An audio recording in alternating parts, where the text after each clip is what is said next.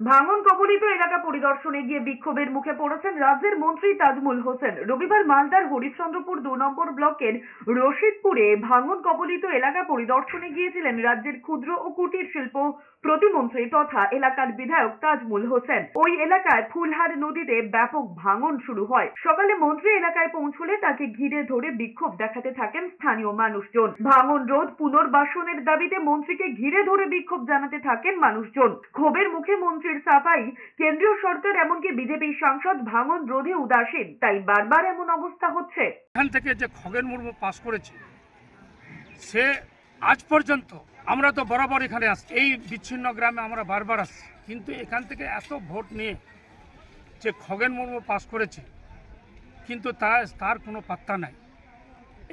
এই যে এত মানুষের যে দুর্দশা, এই দুর্দশার পাশে কিন্তু খগেন মুর্মু নাই, আমরা কিন্তু আছি।